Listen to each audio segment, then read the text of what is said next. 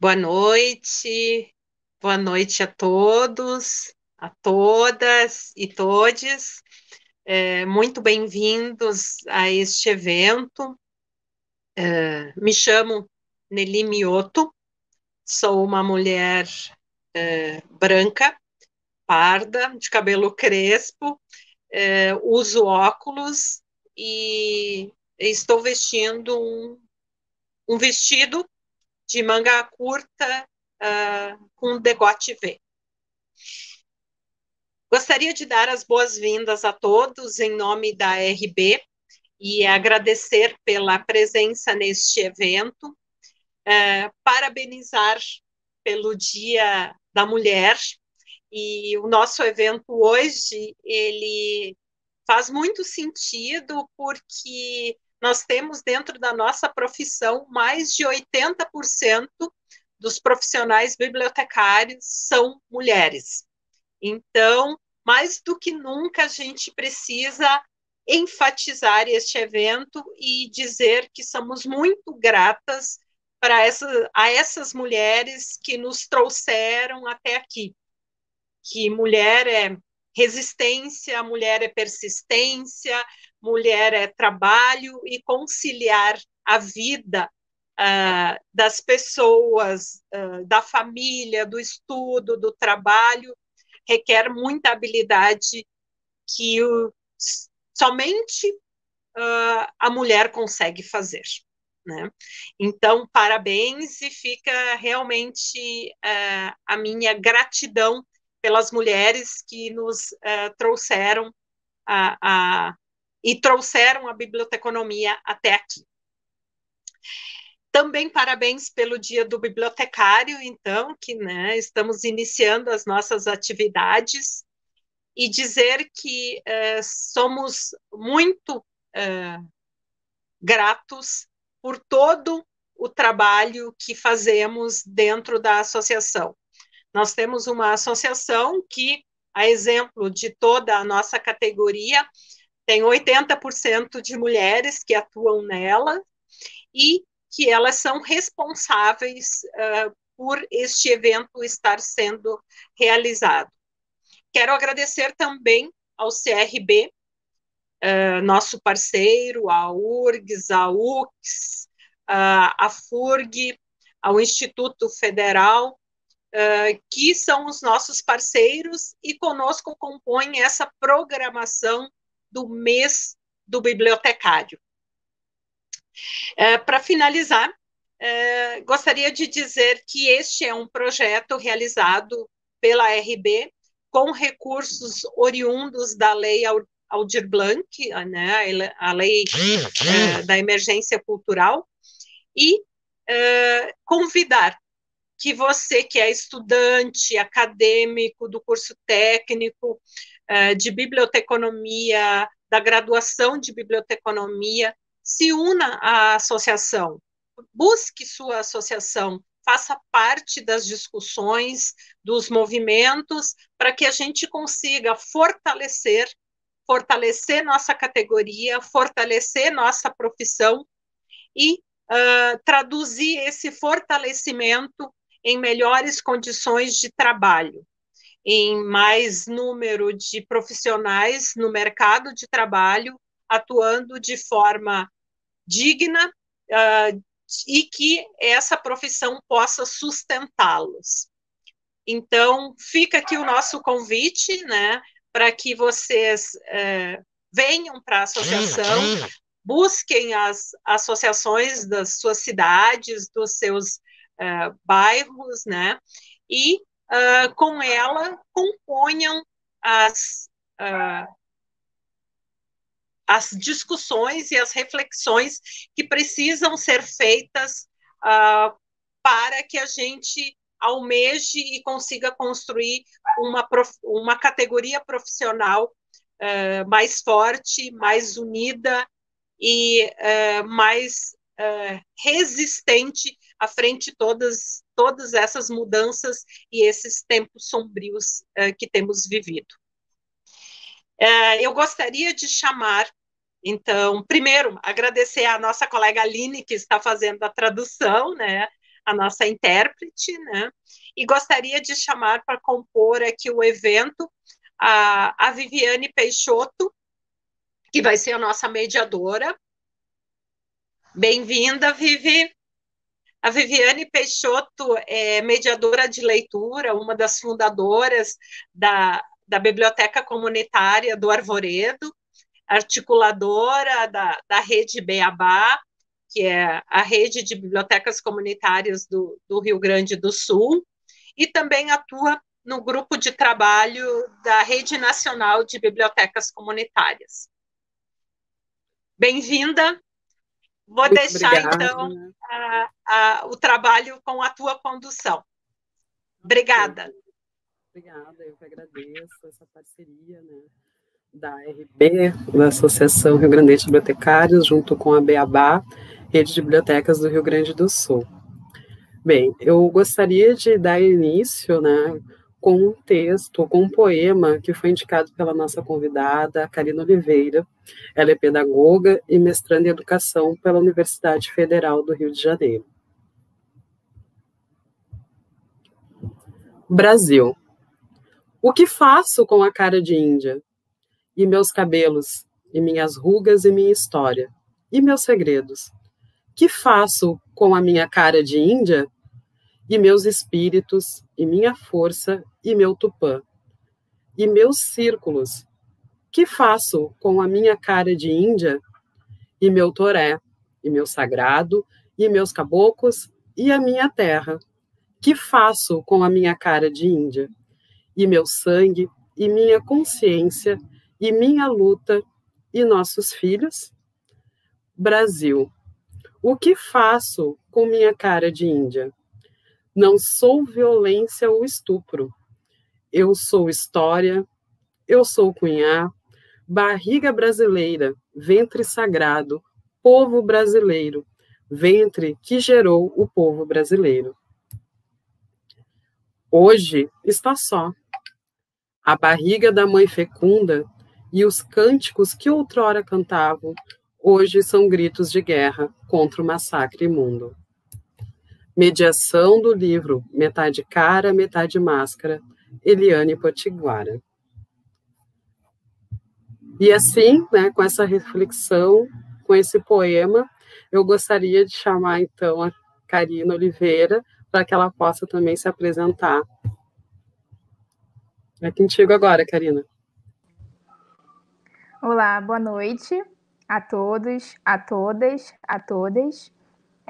Primeiramente, eu gostaria de agradecer o convite e estar ao lado de mulheres como a Viviane, como a nossa intérprete, da Nelly e de todas que participam desse encontro.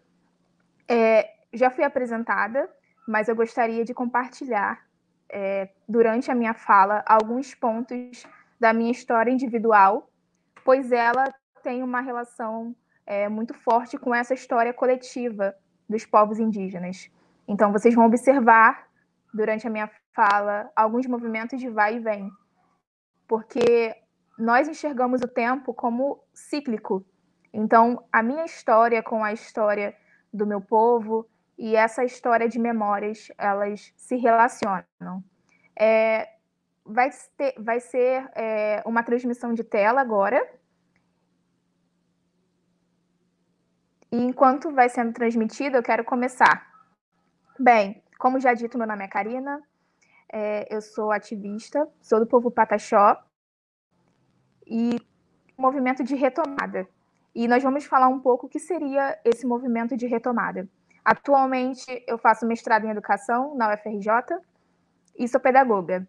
E eu posso dizer que esse meu caminho de retomada ele é muito recente e é uma história, infelizmente, muito comum em relação a vários parentes indígenas que retomam a essa ancestralidade após muito tempo de vida.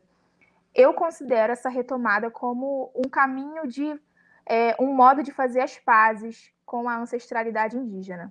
Porque é muito comum que desde crianças, e isso historicamente, que nós sejamos educados para não sentirmos orgulho da nossa ancestralidade indígena. É muito comum que a gente valorize diversos aspectos das culturas europeias e pouco falamos sobre a cultura indígena ou sobre outras culturas. Eu nasci no Rio de Janeiro, local em que eu moro, e a minha família paterna é Pataxó. Durante um período da minha vida, eu convivi com o povo Pataxó e voltei para o Rio de Janeiro, para a cidade do Rio de Janeiro, porque precisava estudar, estava num período de alfabetização, e na escola eu já via reflexos de violências em todos os sentidos. E o que eu quero dizer em relação a essas violências? Violências simbólicas, violências em relação ao conhecimento, porque quando o nosso conhecimento ele é tido como questionável, ele é tido como inferior, isso também afeta não somente as nossas memórias, como também os nossos corpos. A leitura feita pela Viviane, do poema da Eliane Potiguara, ela trata também muito sobre isso. Inclusive, essa frase, Brasil, que faço com a minha cara de Índia, eu retomo na minha dissertação de mestrado, que é sobre literatura indígena, que eu já vou compartilhar um pouco com vocês sobre. Eu acredito que seja uma crítica muito forte que Eliane Potiguara faz. O que eu faço com a minha cara de Índia? Bem, na minha vida, por muitos anos, eu tentei suavizar no modo simbólico e no modo físico também essa cara de Índia. Então, eu neguei essa ancestralidade. Por que eu neguei? Porque ela foi construída como algo que não era bom. Ela foi construída como algo que era inferior. Ela foi construída como algo que precisava evoluir para chegar num determinado patamar, digamos dessa forma. E quando eu olho para trás e reflito sobre esses pontos, eu vejo que não foi uma questão isolada da minha história de vida, e sim que faz parte das histórias, das inúmeras histórias. Porém, nós seguimos na resistência há 521 anos. Bem, pode, por favor, transmitir a tela?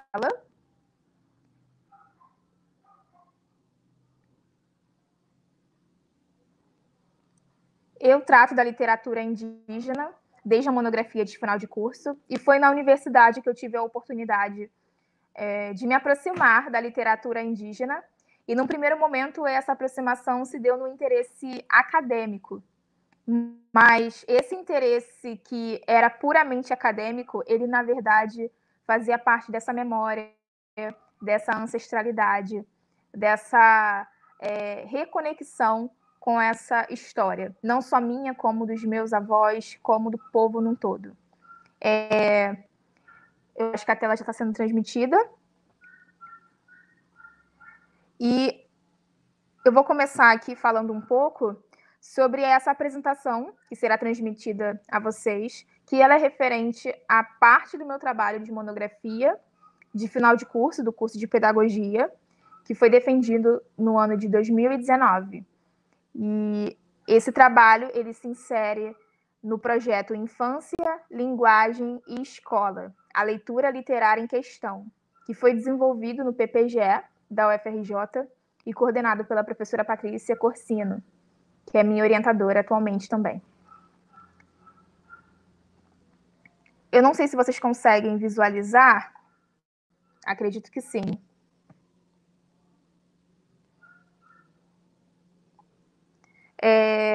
Vou começar aqui pelos eixos do trabalho. Bem, esse trabalho, assim como a minha fala inicial, não é acompanhado por um eixo somente. Eles se relacionam. Aqui eu estou pelo celular, não consigo visualizar se a tela está sendo transmitida. Mas vamos seguir. Nós começamos pela vivência pessoal. A vivência pessoal foi um pouco do que eu já descrevi em relação a essa experiência com os velhos da aldeia, com as outras crianças.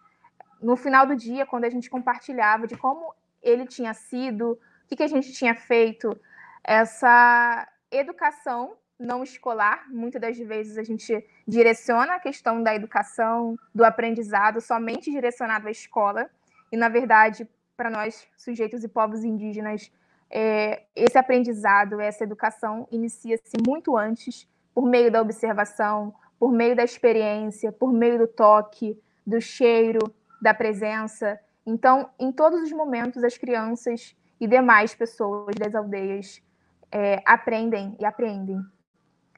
A revisão bibliográfica também foi um elemento importante para a construção do trabalho de monografia de final de curso. Essa revisão bibliográfica contou com autores como Daniel Munduruku, como Janice Thiel, como Graça Graúna e Antônio Cândido. Eu fiz questão de separar grande parte de autores indígenas, porque nós defendemos a literatura indígena como também um instrumento de resistência. Porque se nós pensarmos na história onde essas memórias foram contadas por outros e não pelos sujeitos indígenas, nesse momento nós resistimos também por meio da nossa escrita, que nós vamos falar um pouco mais adiante. Próximo slide. Agora vocês conseguem visualizar as diretrizes curriculares. Antes da gente entrar nas diretrizes curriculares, é importante que a gente ressalte a Lei 11.000, número 645, do ano de 2008. Essa lei ela traz a obrigatoriedade do ensino das matrizes indígenas por todo o currículo escolar, e em especial nas disciplinas de artes, história e literatura. Só que nós observamos, por meio de vivências em outras escolas durante o próprio estágio, na pedagogia, ou mediante a relatos de professores e professoras, que infelizmente essa temática não é tão abordada nas escolas. E se a gente pensa que essa lei é do ano de 2008, ela é uma lei relativamente recente. E essa lei ela não se estende para a educação infantil, ou seja, para as crianças até 5 anos de idade. Por isso, há as diretrizes curriculares nacionais para a educação infantil. Então, por meio dessas diretrizes, as crianças pequenas, embora não seja uma lei, elas são direcionadas à apropriação, e aí eu uso o termo no documento, das culturas indígenas. Então, esse currículo, tudo isso é pensado para que as crianças tenham acesso à literatura indígena. E isso é muito importante, porque quando a gente ouve Daniel Munduruku e Cacá Virajecupé, eles tratam esses dois autores indígenas com muita propriedade, essa importância que as crianças têm de ter acesso a essas literaturas escritas por sujeitos indígenas desde muito novos. Porque nós adultos, nós jovens, nós velhos, muitas das vezes tivemos a literatura que inferiorizava os sujeitos e povos indígenas. Então, a literatura indígena, ela vem como um modo de reconhecer essas ancestralidades pela faceta humana e não mais por outras facetas que nós tivemos acesso até então. Pode ir. Tem mais um ponto importante. Nós temos as listas do PNBE. O PNBE foi o Programa Nacional de Biblioteca da Escola. Foi um programa de distribuição e de seleção de livros para escolas públicas nacionais cadastradas no censo escolar. Então, nós tivemos essa quantidade de livros selecionados e distribuídos. E eu fiz um recorte no trabalho de monografia de final de curso entre os anos 2008, por que o ano 2008? Porque é a Lei 11.645, de 2008, até o ano de 2014, quando esse programa passa por uma estabilidade. Então, percebam como esses eixos eles se relacionam. Pode passar para o próximo slide, por favor. Como eu já disse, em relação ao Programa Nacional de Biblioteca da Escola, o PNBE. Então, o que nós observamos no trabalho de monografia de final de curso? Eu acho que é outro slide que está escrito Programa Nacional Biblioteca da Escola, PNBE.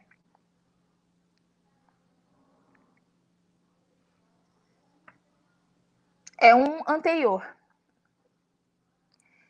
Então, esse trabalho foi para observarmos a literatura indígena, se houve a presença da literatura indígena distribuída por esse programa, que foi um programa desenvolvido pelo Ministério da Educação entre 1997 a 2015. Então, o que nos interessou foi conhecer quais literaturas indígenas foram distribuídas para as escolas públicas brasileiras cadastradas no censo escolar. E também nos interessou dialogar como esse programa do governo deu acesso à literatura indígena. E a partir desse acesso, nós perguntamos: o PNBE tem selecionado e distribuído livros de temática indígena para crianças, para as escolas brasileiras de educação infantil e anos iniciais do ensino fundamental? Outra pergunta: como o PNBE contribuiu para o acesso às escolas públicas brasileiras da cultura dos povos indígenas? Pode passar, por favor. E o objetivo do trabalho foi identificar, nas listas das obras distribuídas pelo PNBE, os títulos de literatura indígena e seus segmentos, e os seus autores entre os mesmos anos. O referencial teórico nós já falamos. Eu passo essa parte um pouco mais rápido, porque são alguns elementos do trabalho, tá bem? Os procedimentos metodológicos para o trabalho foram a revisão bibliográfica sobre literatura indígena e literatura infantil, a pesquisa documental na legislação brasileira, porque aí entra a Constituição Federal de 88 e a Lei 11.645 de 2008, e, além disso, a identificação nas listas do Programa Nacional de Biblioteca da Escola os livros que contemplam a temática indígena. Próximo, que é a citação da Janice Thiel, que é uma das referências desse trabalho, que eu citei anteriormente, né? Em que ela fala que a literatura ela é a arte da palavra. E a palavra diz ao mundo, diz os seres que nele habitam, diz a sua história, suas relações, seus encontros, conflitos, buscas e questionamentos. É bem interessante a gente passar por essa citação, porque muitas das vezes a literatura ela é relacionada somente ao texto escrito, somente ao livro. No entanto, ela tem um sentido de cultura para nós, sujeitos e povos indígenas. E o Daniel Munduruku, ele trata muito disso também. Então, os nossos cantos também manifestam a literatura, os nossos grafismos, as nossas pinturas, elas também manifestam a literatura indígena. Se a gente pensa na oralidade, ela é muito anterior da escrita alfabética. Então, os povos indígenas, eles já produzem literatura há muitos e muitos séculos. Então, quando a gente pensa na literatura como algo mais abrangente, a gente consegue vincular a escrita como uma técnica e o livro como um instrumento. Quando a gente pensa nessa circulação desses livros, que começa a ser mais intensa a partir dos anos 1990, a gente pensa nessa potência que é a escrita. Porque até então, se a gente pensa num sujeito indígena, como Daniel Munduruku, que precisava ir em alguma escola, e outros autores também, é claro, que precisavam se deslocar até uma escola, até um espaço com crianças ou adultos, agora vocês imaginem com essa circulação de livros. A literatura indígena, como já dito, ela começa a ganhar força a partir da Constituição Federal de 88, que é quando os sujeitos e povos indígenas, eles têm direito, legalmente falando, à sua identidade indígena e à sua cidadania brasileira. Então, a sua língua é garantida, os seus modos de viver são garantidos, os seus saberes são valorizados, a sua escrita também. Então, a partir disso, esses sujeitos, eles começam também a publicar. E a escrita alfabética, ela se torna um instrumento também de resistência. E resistência tanto no sentido de escrever por si mesmos e pelos seus povos, como também de revisitar as histórias que foram contadas por outros. Ou seja, se nos nossos livros de história, até então, nós víamos a presença do sujeito indígena, não como um sujeito, mas sim como um objeto, ou como um herói, ou como um cavaleiro medieval, como nós podemos observar nas literaturas do século XIX, agora esses sujeitos eles podem revisitar e fazer essa revisão bibliográfica, de acordo com seus meios, de acordo com seus códigos, de acordo com as suas referências. Então, quando eu conto lá atrás que eu neguei essa ancestralidade indígena por muitos anos, foi por conta disso também. Nos meus livros da escola, de história, de literatura, normalmente aquela visão que nos é apresentada, que nos era apresentada, pelo menos, era daquela figura do índio que não tinha história, que eram todos iguais, que perderam uma luta, que foram descobertos. É bem diferente do olhar que nós temos hoje de valorização em relação a essas ancestralidades. E é justamente sobre esses dois pontos, em relação à temática indígena, que eu quero falar um pouco. Primeiro, sobre o termo índio. Observem que no poema lido anteriormente, a autora Eliane Potiguara, ela se autodeclara índia. Ela fala do termo índia no poema. Mas quando um sujeito indígena ele se reconhece como índio, ele não nega a subjetividade dele próprio. Ele reconhece a sua diversidade. Agora, quando um sujeito não indígena ele usa esse termo índio, normalmente ele se refere àquela figura objetificada, como já dito anteriormente. Ou seja, quando a gente pensa no termo índio, um termo que, com o passar do tempo, ele foi utilizado para não contemplar essa diversidade, para não contemplar essa riqueza dos povos indígenas, que atualmente é aproximada ao número 375 povos indígenas, mas que anteriormente era um número aproximado a 1.000, quando a gente usa esse termo índio, a gente exclui essa possibilidade de diversidade, e aí a gente cria uma unidade. E com essa criação de uma unidade, o enfraquecimento desses povos, dessas memórias, desses conhecimentos, eles são cada vez mais intensos. Então, a gente pensa nesse termo índio como uma estratégia também de enfraquecimento dessas ancestralidades, dessas memórias, desses corpos. Ou seja, quando a gente pensa na palavra, que essa palavra ela nomeia, que essa palavra tem um poder nesse sentido, quando a gente trata de um sujeito indígena como o índio, a gente novamente retoma ao imaginário do colonizador. Então, é importante que a gente reconheça a diversidade desses povos, é importante que a gente dialogue. Quando alguém me pergunta, você é índia? A pessoa normalmente não vai perguntar quais foram os seus trânsitos, quais são as suas memórias. Normalmente não. Normalmente, quando alguém se refere a uma outra pessoa como índio, ela espera quem? Aquele que está em atraso cultural, aquele que é analfabeto.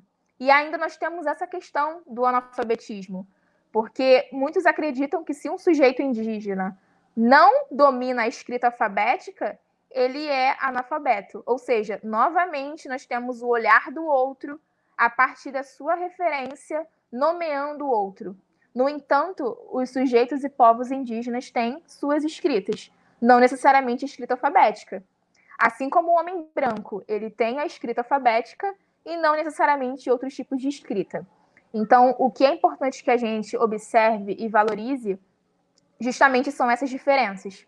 E o mesmo é válido para o termo tribo, que é um termo que não nos contempla também e tem uma relação muito forte também com o período colonial. Então, quando a gente pensa e a gente consegue fazer essa reflexão do poder das palavras, a gente consegue nomear esse sujeito indígena como nome de povo também. Então, é importante que a gente trate esses sujeitos como indígenas. É importante que a gente reconheça esses povos. Então, o Daniel, ele é do povo Munduruku, o Cristino é do povo Wapixana. Quando a gente conhece os autores indígenas e os seus povos, a gente tem a oportunidade de conhecer Brasis, toda essa diversidade. Adiante, no próximo slide, nós temos uma citação da Graça Graúna, que também é uma das referências. E ela trata do seguinte, que a reapropriação do espaço via memória permite a colocação do sujeito na sua própria história. A renomeação de sua história e do seu lugar significa tomar posse de sua cultura, reconstruir a identidade. Ou seja, a literatura indígena ela é quando o indígena toma a palavra que foi usurpada por tantos séculos pelo outro. Então, durante muitos séculos, o outro disse quem era o indígena. E sempre nesse movimento do indígena como um objeto, o indígena como o que é atrasado. Na verdade, nem o termo indígena, o termo índio. Como aquele que não tinha alma, como aquele que estava num estágio de evolução, ou seja, que em algum momento ele ia chegar no patamar cultural dos homens brancos. Então, nós temos a referência sempre de um lugar dito como maior e sempre um lugar dito e considerado menor, que em algum momento aconteceria a assimilação. Ou seja, esses indígenas eles iriam se conformar a uma determinada cultura. Próximo slide, nós temos a oralidade e a escrita. É também bastante importante quando a gente retoma a esse poder da palavra. Então, nós temos a literatura oral, como já dito, como um forte componente performático. Então, nós temos o corpo, a voz, os ritmos. E, ao ser registradas por escrito, nós temos as vozes estrangeiras. Quais são essas vozes? Dos antropólogos, dos folcloristas, dos romancistas. E essas vozes indígenas que elas fazem esse movimento da oralidade para a escrita. Isso não quer dizer que a escrita seja mais importante do que a oralidade. Isso significa que, a partir da oralidade e desse contato com a escrita alfabética, esses sujeitos e povos indígenas, eles escrevem e eles assinam essas literaturas, e essas literaturas elas passam a ter uma circulação via publicação. Então, esses sujeitos indígenas, eles não somente registram histórias dos seus povos, as histórias tradicionais, como eles também recriam novas histórias. Inclusive, no final da minha fala, eu vou mostrar alguns livros que são muito interessantes aqui, mas eu já vou adiantar um. Esse aqui é do Kanatió Pataxó, Tiopai Torran, e é uma história, é uma narrativa tradicional. Mas os autores e autoras indígenas, eles também recriam suas próprias histórias, eles criam novas histórias. Então, é importante que a gente também tenha uma atenção em relação a isso, porque muitas das vezes parece que a história dos sujeitos e povos indígenas ficam congeladas a um passado, a uma narrativa tradicional, a algo que foi contado há muito tempo. É claro que sim, é claro que também, mas essas histórias elas são inventadas, são reinventadas, porque nós, sujeitos indígenas, somos contemporâneos, porque nós vivemos nessa dinâmica, independente se em contexto de aldeia, independente se vivemos num contexto de cidade. E quando a gente trata da cidade, é um movimento bastante interessante, porque se a gente não tem desconstruído algumas narrativas, alguns imaginários, como, por exemplo, que a figura do índio é somente presente num contexto de isolamento, ou seja, se a gente tem esse imaginário que foi construído via também literatura, eu não sou vista como indígena. Por que não? Porque eu estou na universidade, porque eu uso um celular, porque eu tenho a oportunidade como essa de poder falar, de poder ser ouvida. Não somente eu, como vários parentes indígenas. Então, quando a gente consegue fazer essa reflexão que o indígena ele está em todos os lugares, a gente consegue minimamente entender essa diversidade, não somente de povos, como também de contextos. Porque o descobrimento, na verdade, ele é uma invenção. O que houve foi um genocídio. O que houve foi a nossa falta de voz, não por nós mesmos, mas porque fomos silenciados. Então, pensem em diversos povos que foram completamente dizimados e violências que fizeram o sujeito indígena negar suas identidades. Então, quando a gente pensa nesses sujeitos indígenas que dizem que estão em retomada, é uma oportunidade de refazer essas memórias. Então, quando a gente consegue fazer essa reflexão, é muito importante para a gente desconstruir paradigmas e refletir sobre outras memórias, sobre outras realidades, sobre outras vivências. Passando para o próximo slide, nós vamos tratar rapidamente sobre o movimento indígena e a relação com a literatura indígena. E aí eu faço referência em relação ao movimento político das nações indígenas norte-americanas, na década de 1960, onde os grupos étnicos, impulsionados por outros movimentos também, como o afro-americano e o movimento feminista, eles expressam os seus questionamentos e as suas manifestações pelos seus direitos civis. Então, essa luta ela percorre não somente pela década de 1960, como também em 1970. É claro que na minha fala pode parecer que é algo muito linear, mas o movimento de luta ele tem as suas tensões, então a gente não fala de algo completamente linear, tá bem? Na década de 1970, nós temos as lideranças indígenas que se organizam, na verdade, se organizam de uma forma mais intensa, e aí eu destaco alguns nomes, como Ailton Krenak, como Marcos Terena. Então, jovens lideranças indígenas se articulam de forma mais intensa para além de comunidade, ou seja, não é somente a comunidade Krenak, são diversas comunidades lideradas por jovens indígenas que começam a discutir os seus problemas comuns, como o direito à terra, e como esses problemas afetavam a sua luta, como pela participação política também, além do direito à terra.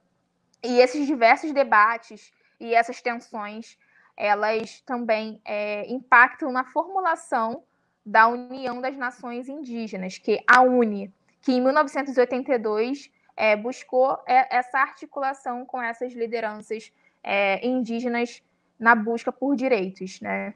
Então, nós temos a filiação de indígenas, por exemplo, a partidos políticos. E um grande ponto que é importante para a gente ressaltar, que eu falei brevemente anteriormente, foi sobre o capítulo do índio na Constituição.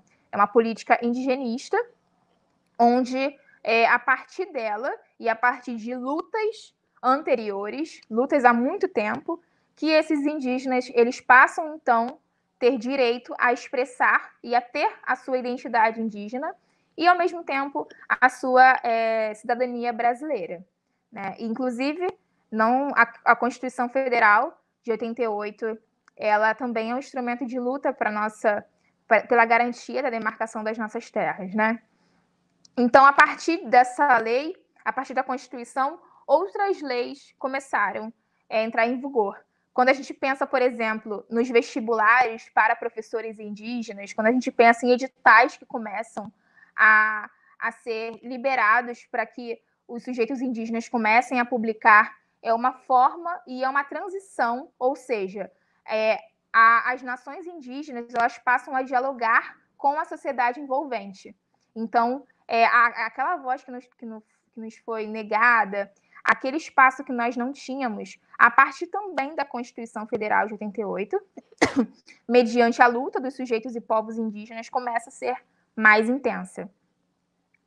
Então, em 1990, como já dito, alguns autores, na verdade, já publicavam antes, mas nós temos a literatura indígena como emergente também desse período. Ela nasce para a sociedade nacional a partir dessa década.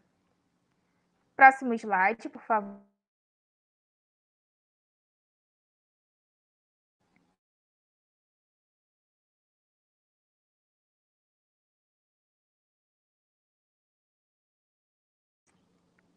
Eu desliguei o microfone, acho que eu voltei. Os autores indígenas contemporâneos, eles demarcam os seus lugares de fala sobre as suas próprias culturas e eles têm se destacado em premiações diversas. Eles tiveram suas obras publicadas em diferentes editoras comerciais e os autores indígenas contemporâneos, eles registram suas histórias ancestrais e criam novas histórias, como já dito anteriormente. Pode passar para o próximo slide, por favor. E agora é um ponto muito interessante, porque eu tento fazer uma relação com a escola por conta dessa minha aproximação em relação à formação acadêmica.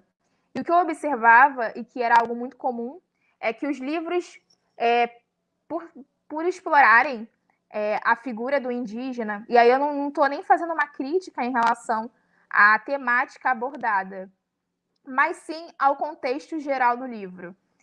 Eles eram considerados literatura indígena, mas nós temos uma diferença, e aí nós vamos falar um pouco sobre a literatura indianista, a literatura indigenista e a literatura indígena. Passando para o próximo slide, nós vamos tratar rapidamente sobre a literatura indianista. A literatura indianista é referente ao período romântico e ela é muito atrelada à figura do índio como um objeto, ou seja, ele é idealizado como um cavaleiro medieval, como um herói. Então, é o outro que nomeia a história e esse sujeito indígena. Então, ele é muito presente e muitas das vezes foi assim que nos foi apresentada a literatura que trouxe essa temática indígena. Então, eu lembro, assim, muito como foi essa minha aproximação em relação à literatura indianista. Ou seja, ela representa uma tentativa de uma identidade nacional para o Brasil. Então, a literatura indianista, ela surge nesse período dessa formação de uma identidade nacional. E, novamente, a figura do indígena, do índio, ela é vista como algo que o outro diz, e não como aquilo que o indígena se enxerga ou o que ele diz. Aí, o próximo slide, nós vamos falar brevemente sobre a literatura indigenista, que é a literatura que ela é pensada por antropólogos, por pesquisadores e outros não indígenas, que eles tentam uma aproximação em relação às temáticas indígenas, que muitas das vezes vão e foram às aldeias indígenas, mas que, mesmo tentando alguma relação, o indígena ele não é quem narra a sua própria história, ele é o informante. Então, por mais que haja essa tentativa de aproximação, a gente vê que não é a voz do indígena. Então, é importante que a gente consiga fazer essa diferenciação, porque mesmo quando a gente observa algum livro com uma temática que aproxima de fato, que valorize essas ancestralidades, essas memórias, elas não são publicadas, não são assinadas por sujeitos indígenas. Então, aqui eu deixei um exemplo aqui na tela. E passando para o próximo slide, nós vamos tratar brevemente sobre a literatura indígena. E é interessante porque quando a gente consegue fazer esse diálogo com professores, com educadores, normalmente as pessoas não conhecem, né? Então é muito bacana quando a gente consegue fazer essa relação da literatura indígena com uma literatura escrita por sujeitos indígenas. Então, a literatura indígena ela é escrita por um sujeito indígena. Se ela não é escrita por um sujeito indígena, ela não é literatura indígena. Por melhor qualidade que ela tenha, com essa minha fala, eu não ignoro as outras escritas. Nós temos aproximações muito boas e que são muito valorizadas por nós, por outros sujeitos, mas, nesse momento, eu faço uma relação direta em relação à literatura indígena. Então, aqui nós temos o Cabá da Arebu, que é do Daniel Munduruku, A Boca da Noite, que foi, inclusive, um livro premiado, é do Cristino Lapichana, e Curumuzice, do Tiago Haki. E eu vou também mostrar alguns aqui para vocês, nesse momento. Eu tenho esse daqui, que é A Origem dos Bichos, que é do Tiago Haki. Tenho também As Fabulosas Fábulas de Aratê, que é um livro também muito bacana, do Cacá Verajecupé. É uma pena que não dá para mostrar todos, porque é uma quantidade, assim, um pouco volumosa. Mas eu vou tentar mostrar alguns para vocês. Nós temos também Pequenas Guerreiras, do Iaguaré Yaman, e muitos outros. Nós temos atualmente no Brasil aproximadamente 56 escritores indígenas que publicam com alguma frequência. Então é muito bacana quando a gente tem algumas referências indígenas, mas quando a gente consegue ampliar essas referências indígenas, também é muito interessante, porque quando a gente pensa num contexto de biblioteca ou num contexto de escola, a gente consegue garantir uma diversidade de diferentes autores e autoras indígenas. E quando a gente conhece um autor ou uma autora indígena, a gente também tem a oportunidade de conhecer um povo indígena, de conhecer uma localidade do território nacional. Então, a gente tem essa oportunidade de dialogar também com essa diversidade. No próximo slide, voltando ao PNBE, que foi o objetivo do trabalho de monografia de final de curso, eu fiz uma planilha muito resumida, né? Porque senão a gente fica muito tempo aqui falando do trabalho. E o que aconteceu nesse trabalho? Nós temos aqui o ano de 2008, 2010, 2012 e 2014. Anos pares, porque corresponde ao ano que foi selecionado e distribuído livros para a educação infantil e anos iniciais do ensino fundamental. Os anos ímpares foram destinados aos anos finais e ao ensino médio, o que não foi o objetivo do meu trabalho, tá bem? Então, no ano de 2008, o total de obras selecionadas e distribuídos para as escolas públicas cadastradas no censo escolar foi um total de 160 obras. Desse total, 3 eram de temática indígena. O que eu chamo de temática indígena? Na verdade, não sou eu quem aborda, né? De acordo com o referencial teórico e de forma mais estreita, dialogando com a Janice Thiel, os livros de temática indígena são aqueles que trazem o tema indígena, porém não foram escritos por sujeitos indígenas. Então, a quantidade de literaturas com temática indígena foi 3. E indígena, somente 1, que foi Catando Piolhos e Contando Histórias, do Daniel Munduruku. Ou seja, no mesmo ano que nós temos a lei número 11.645 de 2008, nós temos apenas uma literatura indígena, que é do Daniel Munduruku. No ano de 2010, nós temos um total de 200 obras selecionadas e distribuídas por esse programa. Nós tivemos 2 livros apenas com a temática indígena e nenhum de literatura indígena. No ano de 2012, novamente 200 obras distribuídas, 3 de temática indígena e nenhuma de literatura indígena. No ano de 2014, nós tivemos 200 obras selecionadas e distribuídas, uma de temática indígena e uma literatura indígena, que foi Carutaru, de Daniel Munduruku. Pode passar para o próximo slide, por favor. Então, agora saindo um pouco do trabalho de monografia de final de curso, que o nosso objetivo, inúmeras perguntas, na verdade, ficam, né? Perguntas, por exemplo, por que só aparece esse quantitativo? Será que as editoras não enviaram? Então, são muitas perguntas que no trabalho de monografia não foi a intenção responder. Nós só queríamos observar se havia quantidade. Nós observamos que havia, porém, uma quantidade extremamente reduzida. E atualmente, no mestrado em educação, por conta da pandemia e por conta dessa impossibilidade de dialogar na escola, com as crianças, com os professores, o campo de pesquisa tem sido outras formas de pensar essa literatura indígena. E nesse processo de pensar a pesquisa, e nesse processo de conhecer parentes, porque eu chamo de processo porque realmente foi um processo. Nessa retomada, não somente por conta da questão acadêmica, mas eu tive a oportunidade de me aproximar e de me reaproximar de parentes. Então, eu destaco o Congresso Internacional dos Povos Indígenas, que aconteceu no ano de 2019, na Universidade de Brasília, como um divisor de águas, digamos assim.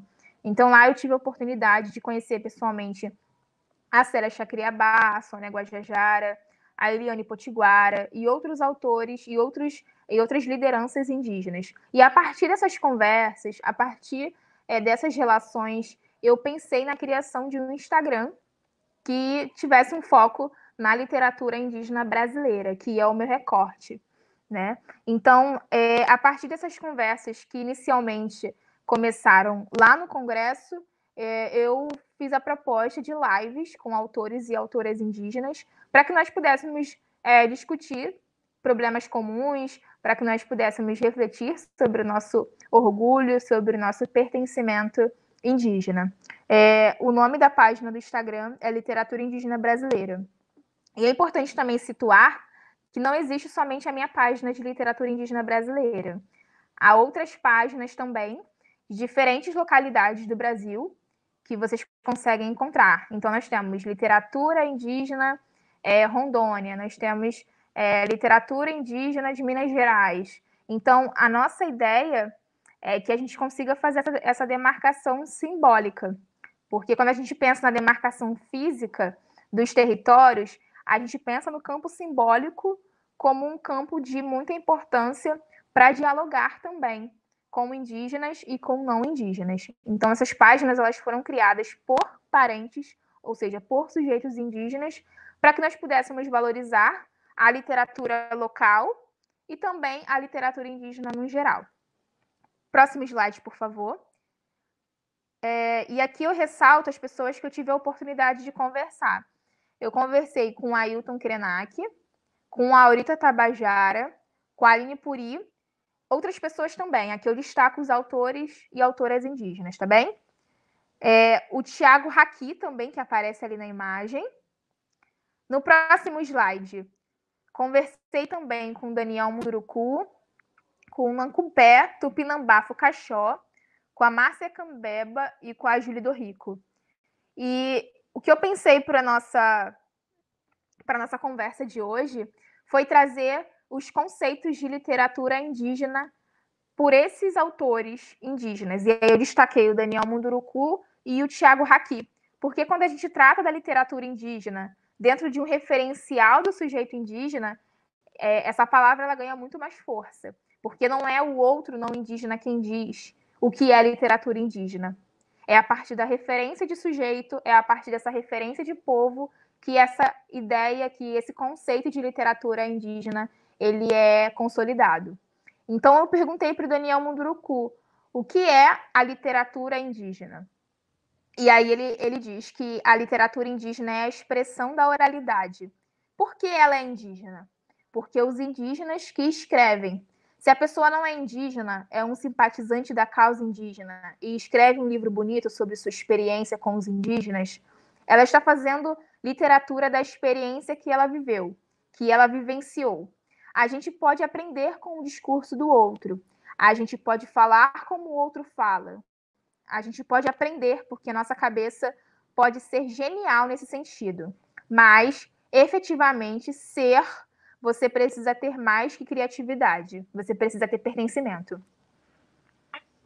Então, nessa fala do Daniel, eu destaco principalmente esse conceito de literatura indígena, mas um outro ponto que é muito interessante que a gente destaque é quando ele traz o pertencimento. Porque quando você tem esse pertencimento, essa memória indígena e essa ancestralidade indígena, você consegue, de fato, ter uma relação com a literatura indígena e com o modo de viver indígena. É claro que não falo de um modo único, mas eu trato da relação com essa ancestralidade indígena. E sobre o pertencimento, tem uma relação muito forte justamente com esse movimento de retomada. E muitos perguntam, mas quem sai da aldeia deixa de ser indígena? É claro que não. E por conta do quê? Por conta também do pertencimento étnico. Porque você não precisa necessariamente estar dentro de um território indígena, dentro de uma aldeia indígena. O fato de você ter o pertencimento e o fato de você valorizar essa ancestralidade indígena, essa memória indígena que nos foi negada, né? Essa memória ela foi violentada em relação aos nossos antepassados e elas continuam sendo esses pertencimentos, já são modos da gente repensar como essas histórias foram construídas ao longo do tempo e como, a partir delas, nós podemos desconstruir imaginários e também nos apropriarmos de outros. Então, esse processo é um processo contínuo, é um processo que exige muita reflexão, que exige muita luta, não é um processo fácil, mas é um processo possível. E ele se dá, muitas das vezes, nessa convivência com os parentes, o que tem sido primordial, não somente para mim, mas para outros parentes indígenas também. E no próximo slide, eu fiz a mesma pergunta para o Tiago Haki. Ele participou da live comigo no dia 28 de setembro do ano passado. E eu acabei não destacando do Daniel Munduruku, mas eu vou citar agora do Tiago Haki, que ele é escritor, Satere Maué, é contador de histórias, poeta, graduado em Biblioteconomia pela Universidade Federal do Amazonas, primeiro lugar no concurso Tamoios, do ano de 2012, e ele é palestrante. Inclusive, eu mostrei um livro dele agora há pouco, deixa eu tentar achar. A Origem dos Bichos. É um dos livros do Tiago Haki. E ele responde: o que é literatura indígena?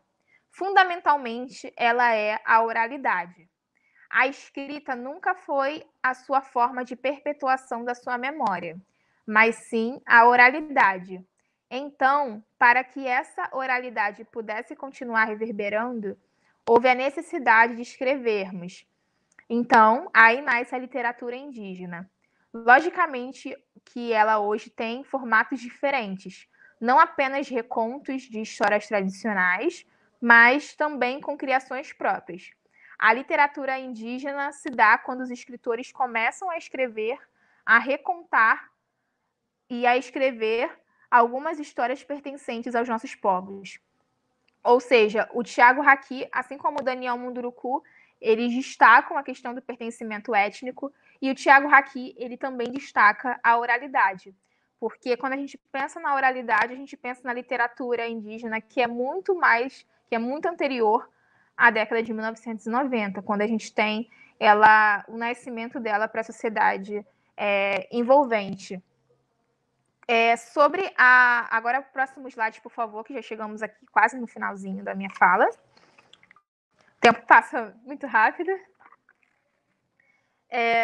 E para nós, envolvidos com a educação ou não envolvidos com a educação, nós podemos pensar na literatura indígena não somente como uma manifestação cultural, como uma importante manifestação cultural, mas como também um instrumento que as crianças, que os leitores no geral, tenham a aproximação com outras formas de viver, outras formas de pensar e viver no mundo, e também um movimento de empatia, eu diria dessa forma, porque por mais que a gente tenha olhares diferentes, nós precisamos valorizar outras formas de conhecimento. Quando um sujeito indígena chega na universidade, o saber dele não pode ser visto como algo que é inferior, como algo que algo que não pode ser tratado no ambiente acadêmico. Ele deve ser valorizado. E quando a gente pensa na literatura indígena como essa abertura e esse movimento de empatia, a gente consegue não somente pensar na nossa formação pela faceta humana, como nós podemos também dialogar com esse processo de crianças, de jovens e adultos a esse conhecimento desses autores e dessas vivências, desses povos, desses Brasis, por diferentes olhares. Então, é importante que a gente tenha essa presença não somente dos livros, fisicamente falando, mas abordar esses livros e esses autores como demarcação simbólica de território, como a gente pode dialogar com esses livros, com essas falas, como a gente pode entender esses diferentes momentos em que o sujeito indígena ele não pôde falar, e quando ele pôde falar, os contrapontos também. Muitas das vezes as pessoas perguntam, mas a gente pode tratar da literatura de José de Alencar na escola? A gente pode ter esses livros? Eu penso que sim, eu acho que é muito importante, porque a gente pode partir de um ponto para que a gente possa contestar por outro.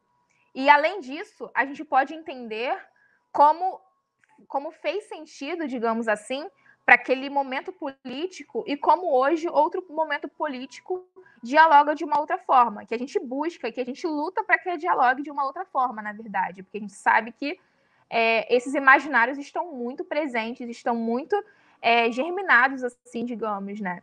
Então, quando a gente consegue pensar na literatura indígena, a gente consegue refletir sobre essas nossas memórias, essas ancestralidades, e lembrar que a literatura indígena ela não é somente uma causa dos sujeitos indígenas, mas é uma causa de todas, de todos e de todas. Novamente, eu agradeço pelo convite.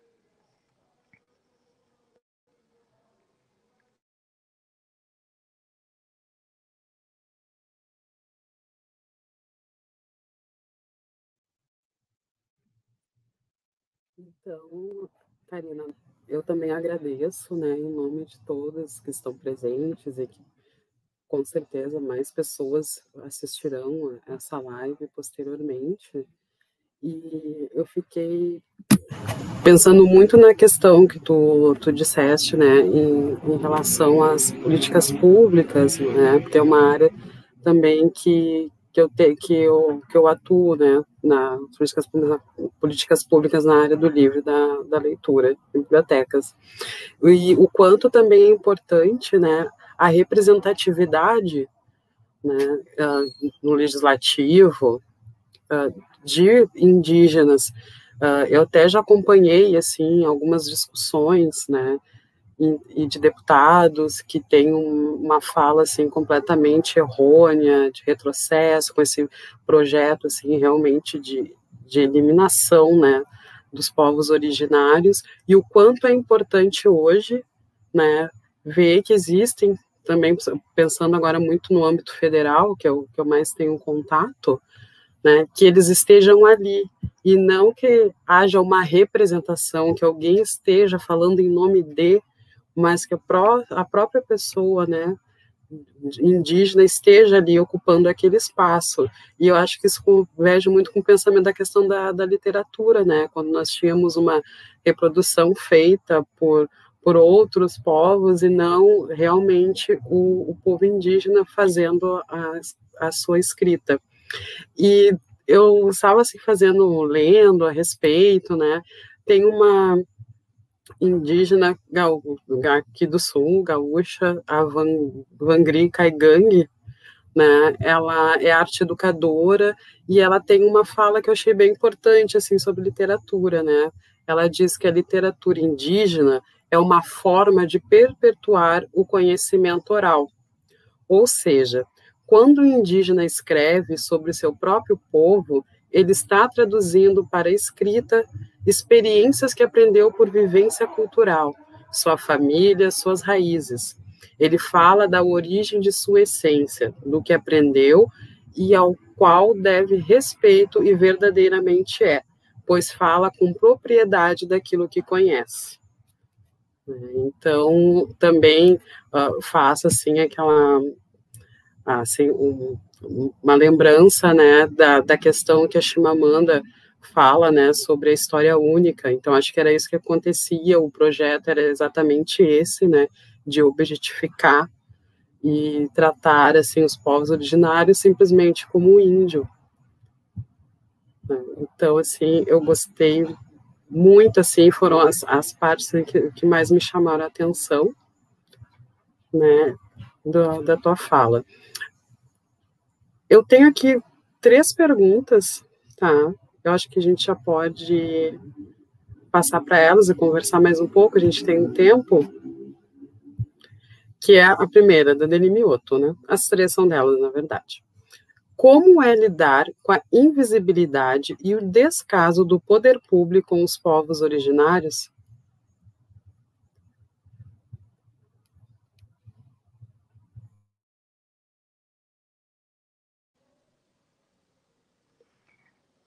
Pode repetir, por favor? Sim. Como é lidar com a invisibilidade e o descaso do poder público com os povos originários? Sim, é um problema extremamente difícil, principalmente quando a gente pensa nesse contexto de pandemia. Nós perdemos há pouco tempo o escritor indígena Eli Makuxi por conta de complicações em relação à Covid. E nós observamos de forma extremamente violenta como esses povos têm sido negligenciados. Quando a gente pensa até mesmo em relação à vacina, a gente pensa como algo ainda muito distante em relação aos indígenas. Aqui no Rio de Janeiro, os indígenas da aldeia Maracanã, que é uma aldeia relativamente próxima à minha casa, eles tomaram já a primeira e a segunda doses da vacina. Mas nós sabemos que não é uma questão frequente em relação aos povos indígenas. Então, a gente vê, não somente em relação ao contexto de pandemia, mas em diversos outros pontos também. E eu acredito que isso comece também justamente por esse ponto do que é ser indígena e o que não é ser indígena.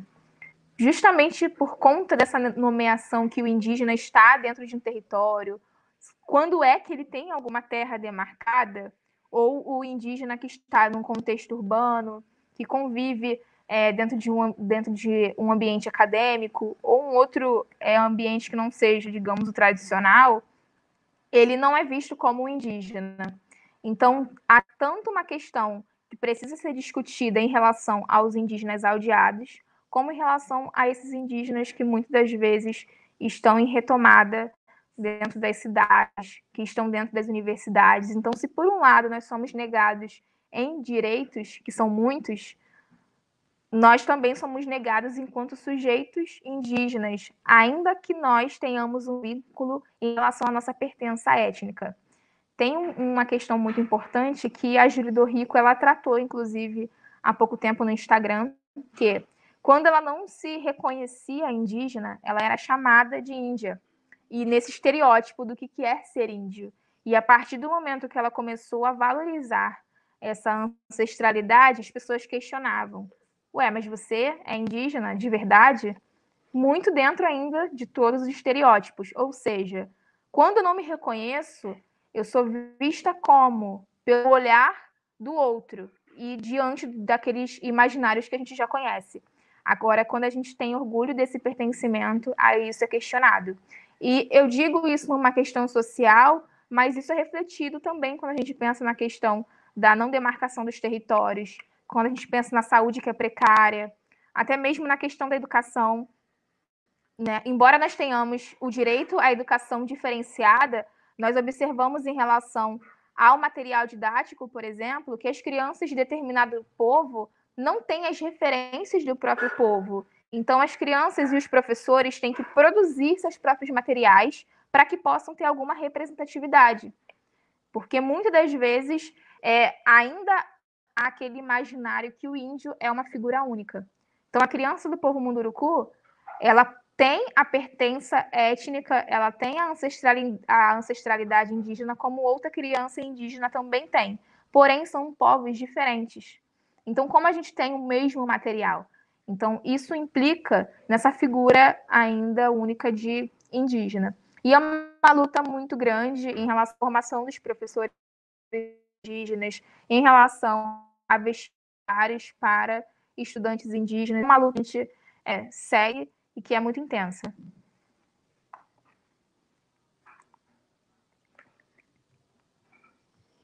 A segunda pergunta: acreditas que com essa ampliação de autores indígenas e a partir de 2008 até 2019, aumentou a quantidade de obras com temática indígena nos acervos escolares?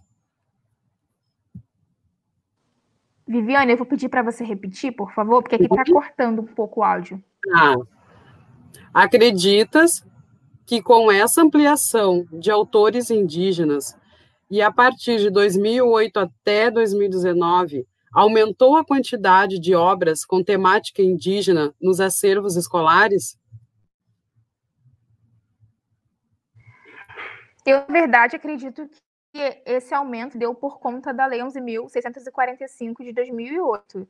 Acho que com o passar dos anos, a temática indígena, e não somente em relação à literatura, como em relação a outras pautas, e esse diálogo que tem sido mais intenso com a sociedade envolvente, digamos assim, por conta dessa aproximação, ela pode ser mais intensa, ela pode ter esses reflexos mais intensos. Não acredito numa mudança que foi construída a partir de um ano até agora. Eu acho que tem sido uma sequência de lutas que vem desencadeando em passos lentos, que não são uma questão em relação a um ponto ou outro isolados, mas que vão desencadeando uma conversa maior. Eu acho que até esse próprio período que a gente tem feito essas lives, não somente eu, como outros parentes também, mas tem sido uma maneira de muitos educadores, de muitas pessoas que não têm uma relação com a escola ou com a educação de maneira mais geral, de conhecer esses outros lugares, esses outros muitos lugares. E não somente via literatura indígena, mas já tratando dela, Quando nós temos a Avangri dizendo que é uma forma de perpetuar essas memórias, então o livro ele acaba sendo também um instrumento que alcança educadores, educadoras. Então, acredito que esse tem sido, sim, frequente.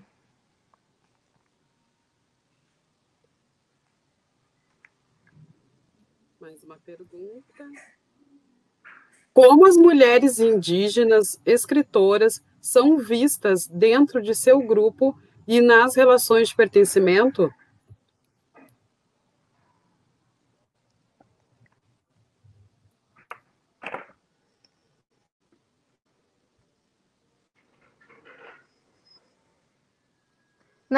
Agora eu consegui ler a pergunta.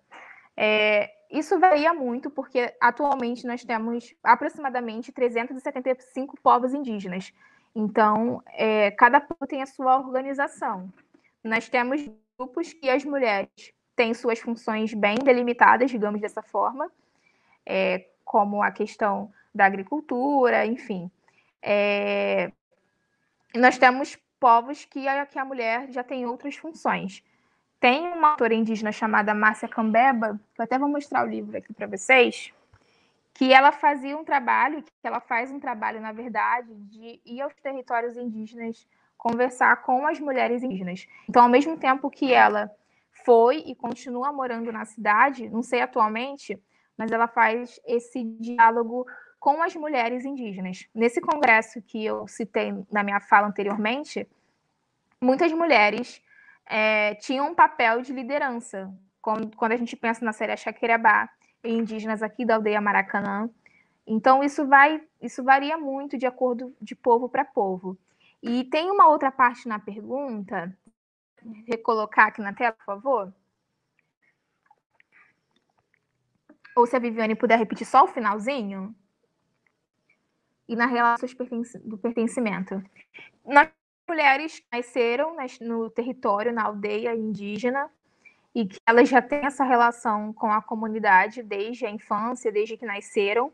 Nós temos mulheres indígenas que nasceram nesses territórios tradicionais, mas que também saíram por motivos acadêmicos ou porque foram trabalhar em outros lugares, ou que foram negadas de alguma forma de estarem nos seus territórios de origem.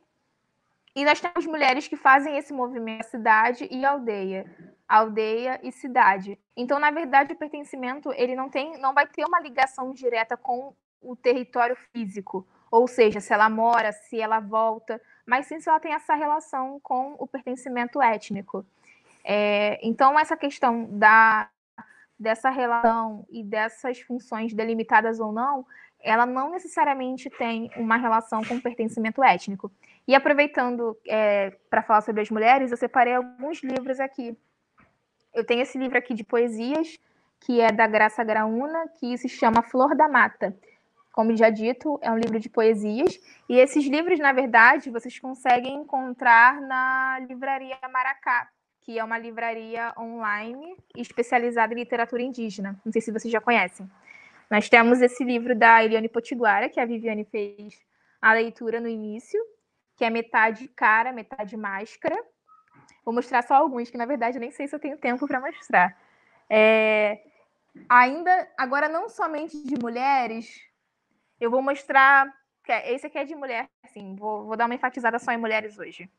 Nós temos Contrapontos da Literatura Indígena Contemporânea no Brasil, que é uma teoria indígena, que é da Graça Una, que é um dos referenciais teóricos que eu enfatizei na minha fala inicial. Nós temos também o livro da Aurita Tabajara, que é um livro lindíssimo, que contém xilogravura da Regina Drosina. Vou mostrar só algumas partes aqui para vocês observarem. Eu não sei se vai dar certo, mas vamos lá. São gravuras. Então, aqui nós temos literatura em cordel. Então, é muito bacana porque a gente consegue observar a poesia, o cordel. Eu falei da literatura indigenista, mas eu não mostrei. Temos aqui do Luiz Galdino, que não é um indígena, e um índio chamado Esperança. Se a Viviane me permite, eu vou fazer só uma pequena parênteses que eu não fiz na minha fala, pelo menos eu não lembro. Tem livros dentro do Programa Nacional de Biblioteca da Escola, de temática indígena, que tem muita qualidade. Na verdade, todos eles têm. E o que eu chamo de qualidade? É a questão do rigor para que eles fossem selecionados. Então, não quer dizer que não são escritos por sujeitos indígenas, não tenham qualidade.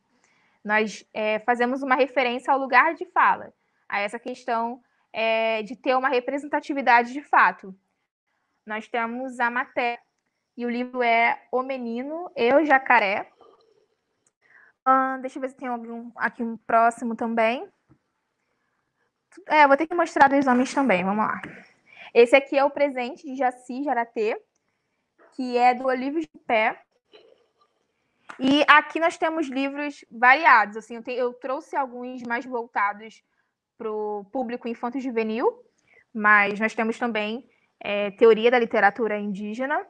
E, na verdade, é muito interessante a gente pensar no seguinte: muitas das vezes a gente olha para um livro, por exemplo, esse daqui, A Mulher que Virou Urutau. A gente olha e já classifica o livro como um livro para crianças. E, na verdade, o Daniel Munduruku, ele diz que ele não escreve para crianças, ele escreve para as infâncias das pessoas. Então, é uma oportunidade que nós temos que, se na nossa infância os livros que nos foram apresentados foram os que não representavam as memórias e esses sujeitos indígenas, agora nós podemos ter esse livro que é para a nossa infância. E esse livro, ele é muito interessante porque ele fala dos sentimentos, ele fala sobre o que é importante dentro de uma determinada cosmovisão, ou seja, não é um livro direcionado apenas para crianças e jovens, é um livro direcionado para todas as infâncias também. E tem um livro aqui que eu gostaria de destacar, porque as pessoas perguntam, um livro para crianças muito pequenas? Nós temos esse aqui, que é O Sopro da Vida, que eu não vou saber falar o nome todo, então eu posso deixar depois as referências, que é um livro para colorir. Então é muito importante porque para todas as idades nós temos essa riqueza de literatura indígena para crianças, para que desde muito cedo eles possam ter esse contato.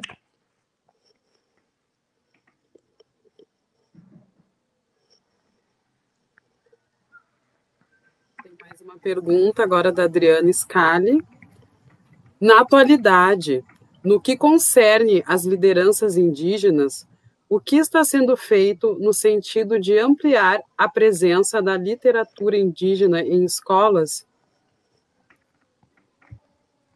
Bem, após o Programa Nacional de Biblioteca da Escola, que foi um programa desenvolvido, né, nós seguimos na luta, porque a gente, de fato, só tem essa literatura, de fato, distribuída quando nós temos a presença de uma política pública. Então, a política pública que vai garantir esse acesso das crianças e dos jovens e dos alunos num todo à literatura indígena. O que a gente destaca muito é a questão da formação dos professores. E aí eu faço uma relação com a minha própria formação. Numa universidade pública, eu não tive uma disciplina ou alguma matéria direcionada à temática indígena. Então, quando a gente pensa na formação do professor, a formação inicial, é importante que a gente tenha, é necessário que a gente tenha essas pautas dentro desse currículo que direciona essa formação. Mas quando a gente pensa na formação continuada, tem outros encontros, tem cursos que, embora não sejam oferecidos de forma de política pública, é uma forma de acesso de alguma forma. Então, atualmente, eu desconheço algum programa que seja voltado, que tenha essa mesma intenção do PN, que foi o PNBE, mas nós tivemos o PNAEC, que foi o programa mais voltado para a alfabetização, que dentre os livros do PNAEC havia uma parcela que foi chamada de obras selecionadas que traziam essas temáticas indígenas.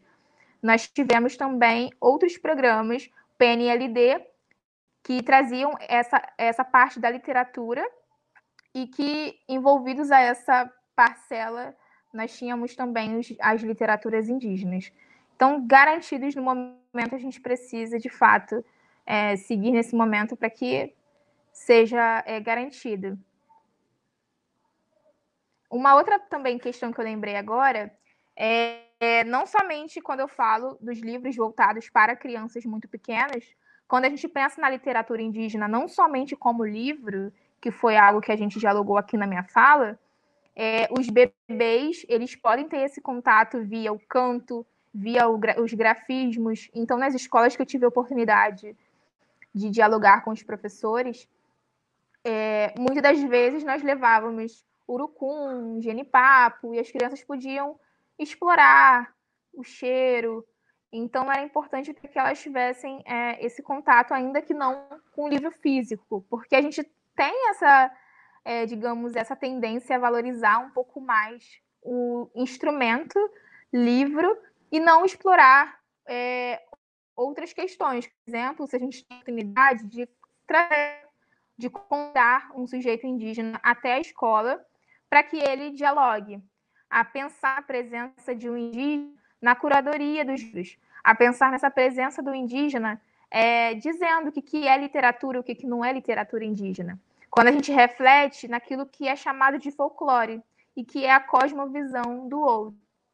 Então, há diversas formas de a gente pensar nessa construção, nesse embasamento da literatura indígena e nesse acervo mesmo dos livros. Até quando tu falaste na questão do PNLD, né, não é o momento aqui, mas eu acho importante que está havendo uma movimentação de mudanças, né, e que nós, como temos que ficar bem atentas, né, em relação a isso, porque a gente sabe que o projeto é todo de desconstrução, né, de tudo que já foi, dos poucos progressos, né, nós tivemos uma onda progressista no país, agora a gente está tendo um retrocesso muito grande, então acho importante, assim, realmente, quem puder, quem se interessar, né, dar uma pesquisada, né, tem a Frente Parlamentar Mista em defesa do livro, da leitura e da escrita, também está se organizando, né, para poder lutar por todas essas pautas que são tão importantes para todos nós, né. Eu, como representante de biblioteca comunitária, também sempre digo, né, que independente da tipologia de biblioteca, nós estamos juntas para toda e qualquer luta, né, que envolva o acesso ao livro, o direito humano à leitura e à cidadania. E em relação também que tu falaste, né, do curso de pedagogia, que tu não teve, né, contato com a literatura indígena, que não teve, é algo também que a gente conversa muito, sabe, quando tem alguns encontros, porque é importante também que haja uma sensibilização, né, eu acho que eu não sei se tu concordas comigo, depois tu pode dizer, que deveria haver também um projeto, uma política que envolvesse, assim, alguma forma de tu poder estruturar e sensibilizar os educadores, né, porque fica muito difícil quando até o próprio educador, né, ele não tem consciência da importância, né, de ser tratado a literatura indígena e como tantos outros temas.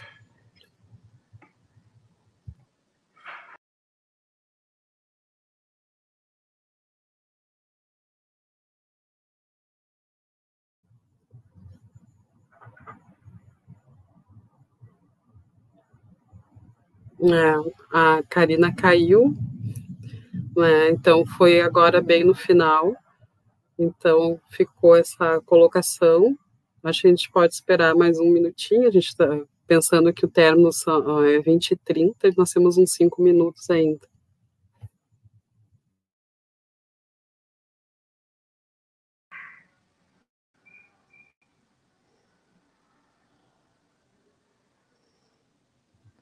Oi, Karina. Oi, voltei. Oi, Viviane, pode repetir? Sim, claro. Eu falei em relação à sensibilização dos educadores, né, porque muitas vezes a gente tem uma lei, né, que é instituída, mas ao mesmo tempo que eu vejo assim de experiência também com as bibliotecas, com as escolas, que a biblioteca tem parcerias, né, que falta também uma sensibilização, né, de realmente ter um projeto que possa fazer com que os educadores entendam, porque geralmente tu vai passar para os alunos, tu vai fazer um trabalho em cima daquilo que tu tem um conhecimento e principalmente se sensibiliza, e só vai se sensibilizar no momento que tu tiver uma fala como diferente, né, do que aquilo que sempre foi passado por todos nós, né, e que tu também disseste que em relação na faculdade, tu também não tiveste contato, né, com a literatura indígena, e o quanto é importante, acho que haver uma reestrutura maior para que essas leis realmente elas possam ser efetivas. Daí eu queria saber se tu concorda ou se eu estou muito fora, assim. Não, eu concordo com o que você disse, sim, é claro.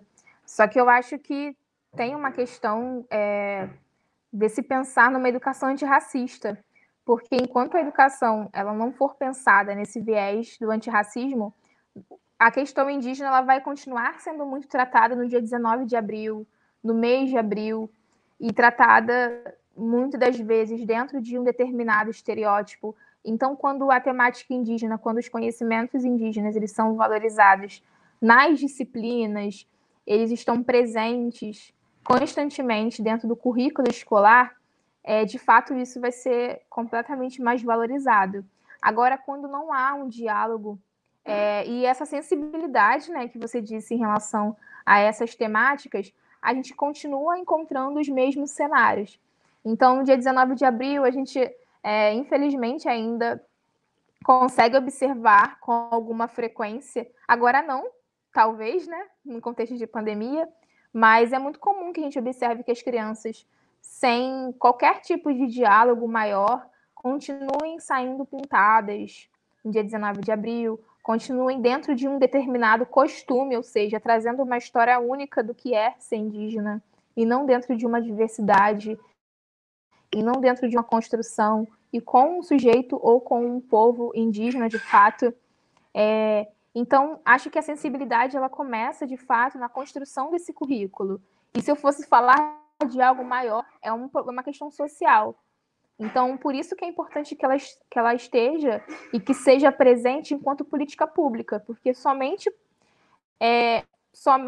uma das principais vias dela chegar na escola é por conta da política pública. E mesmo com a política pública, como o PNBE, a gente viu os números completamente reduzidos em relação à literatura indígena. E se a gente pensa no que era literatura indígena e o que era literatura de temática indígena, a gente enxerga uma porcentagem baixíssima desses livros distribuídos para as crianças, né? E além da distribuição, claro que não foi o objetivo do trabalho, mas será que esses livros que chegavam na escola, de fato chegavam para as crianças? E se chegavam, como chegavam? Será que ia somente na pasta ou se tinha alguma conversa a partir dessas conversas, desses livros, na verdade, né? Então, acho que exige uma reflexão. Há um problema que é estrutural, mas há também uma questão que passa pelo currículo, porque ainda é visto como um exótico, algo ainda dentro de uma pauta do que é folclore, e pouco há uma desconstrução do que é ser indígena, de quais são os trânsitos, de quais são essas cosmovisões, dessa relação, desse comungar com a terra.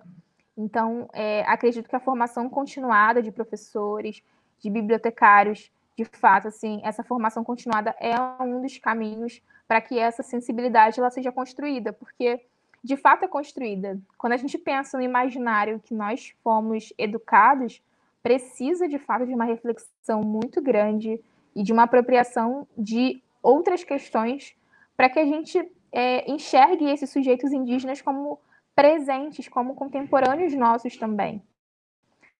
Então, acho que a representatividade ela é um desses caminhos, isso que acho que caiu. Voltou, né?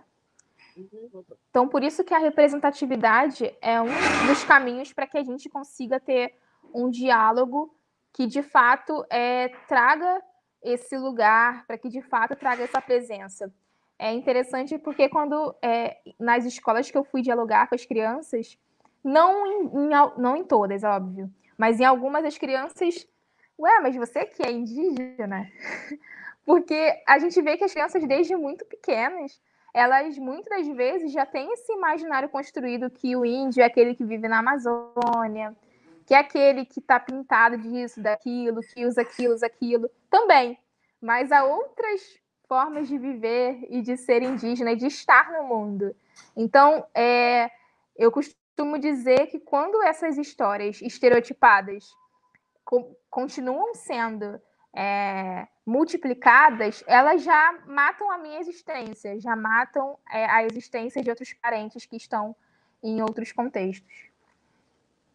Exatamente, a pluralidade de ser indígena, né? Tenho mais uma última pergunta, que é da Tamires Fernandes. Ela escreveu: Olá, Karina. Como posso ter acesso ao seu TCC? Esse é o meu tema de projeto de mestrado. Gostaria de ler a sua pesquisa. Ele vai ser publicado. Ele teve um atraso por conta da pandemia, mas já vai ser publicado, inclusive um artigo também. Então, eu acho que nos slides eu não deixei o meu contato, mas tem via o Instagram Literatura Indígena Brasileira, que aí eu posso enviar por direct. Então, Karina, eu agradeço, né? Já estamos encerrando. Foi muito proveitoso para todas nós. Eu posso falar em nome de todos que estão assistindo. E agradecer também a Associação Rio Grandense de Bibliotecários, né, porque a programação está incrível. Então, uma boa noite e sigamos, que amanhã tem mais.